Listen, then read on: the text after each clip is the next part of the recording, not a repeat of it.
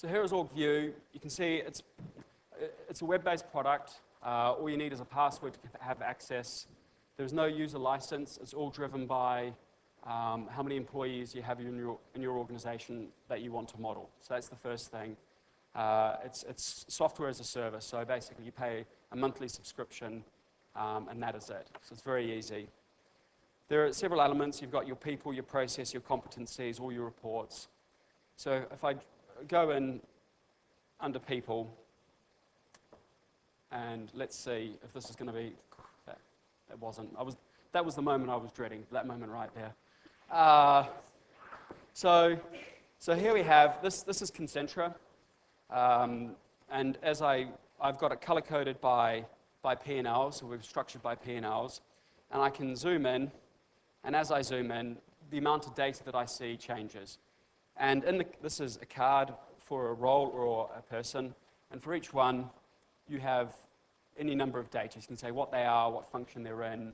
You can put performance scorecards in there. You can put anything you want, basically, into that card. The other thing to show is I can change the color. So a lot of what this is about, we spend a lot of time talking about data and analytics and how important it is, but it's about visualization of data and having data that's actionable. So what we've spent a lot of time is thinking, how can we turn a lot of this data into something that you can drive more meaning from and get additional insight into. So I can start to change colors. So I might want to take, you've got a dimension is something by, so by P&L, by geography, by, so you can filter on dimensions or on measures, which is a number. So a number might be cost per person, and I can apply that, and there I have the cost per person broken down into buckets, and then I've got that. So I can pick any number of those and change the colors. The colors might be performance levels, it might be anything that you measure, you can do that. The other thing is there are different ways that I might want to look at the data. So here it's a tree view, but I might want to look at it.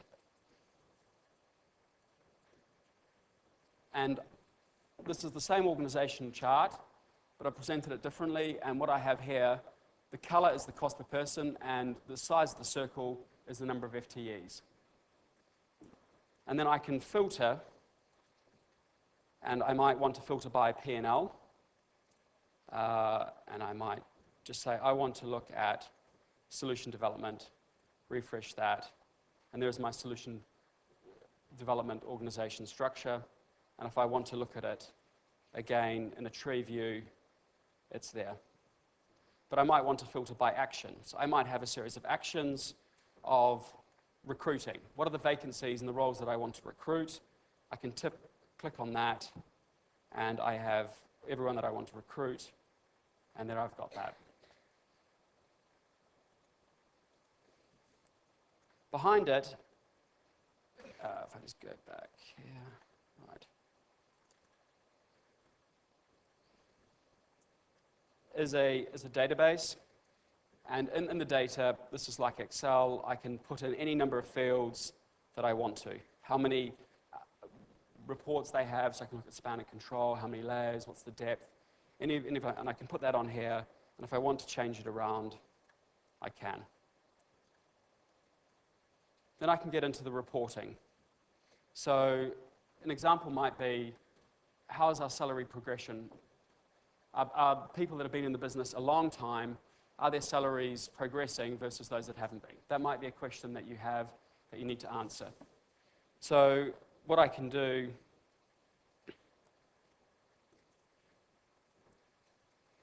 is, these are all employees. This is fake data, by the way, not that anyone thinks I'm doing a bad job running this company. So this is salary gap, and this is tenure. So how long have they been at Concentra? And how far off are they versus target salary? And so I can map that, and I can see, well, actually, there's a very clear trend that people that are being longer aren't being rewarded. We're not keeping them up with pay scales. If I want to, I can, these are all pre-canned reports.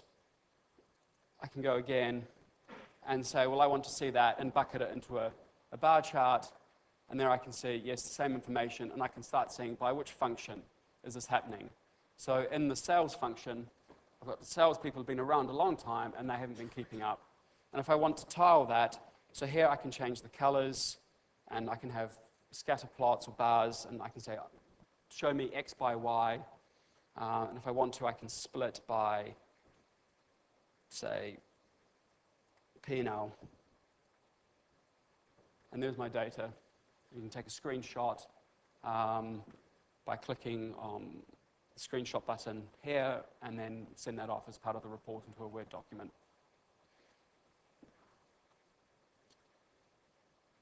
The next thing is around accountabilities. Who is accountable for what? And getting that level of transparency.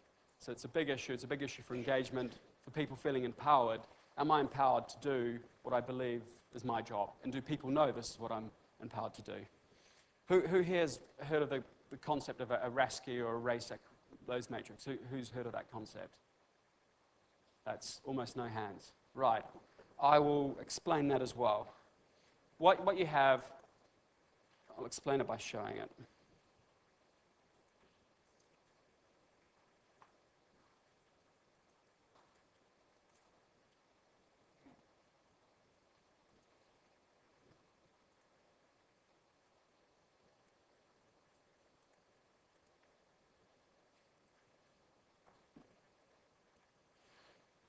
So here I have a process.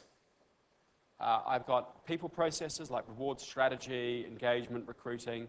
I have financial processes like credit control, any number of processes in an organization, and that drive down to activities. And I can say, who is responsible for this? There should only be one person with an R. If there's two, there's an issue, there's a lack of understanding. But there's also not just an R, there's an S. Who's supporting this? Because someone's responsible, who else is contributing? Who's contributing time to making this happen? You can have an I, who needs to be informed. Now, there are different acronyms used for different levels of accountability, and there are different models for that. So the RASCI is responsible, accountable, consult, and inform. That's in most of the textbooks, but you've also got approver models and everything else. And that's, you can configure that in the product. We're not dictating which acronyms you should use for what. So you can work through and say, right, here we go. These are all the roles, functionally, the structural roles, and these are the processes, and we link the two together. And if you can do that, you can also start linking competencies. What are the competencies? Let's link those to what roles are required and do competency gap analysis. You can start doing objectives and a cascading of objectives and linking that to roles as well.